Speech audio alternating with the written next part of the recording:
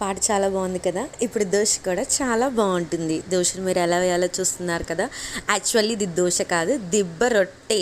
మా వైపు దిబ్బ రొట్టె అంటారు. ఇడ్లీ పిండితో మనం దిబ్బ రొట్టె వేసుకోవచ్చు. ఫస్ట్ ఆయిల్ వేసిన తర్వాత ఒక 2 గంటలు ఇడ్లీ పిండి వేసుకొని అందు మీద మంచిగా కట్ చేసుకున్న ఆనియన్స్ని, పచ్చిమిర్చిని, క్యారెట్ తురుము వేసుకొని కాసేపు మూత పెట్టి ఉడికించామనుకో వేడి వేడిగా దిబ్బ రొట్టె రెడీ అయిపోతుంది.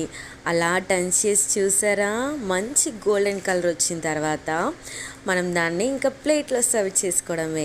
నా దగ్గర అయితే మ్యాంగో పికిల్ ఉంది. నాకు దిబ్బ రొట్టెతో మ్యాంగో పికిల్ చాలా ఇష్టం. మీరు కూడా ట్రై చేసి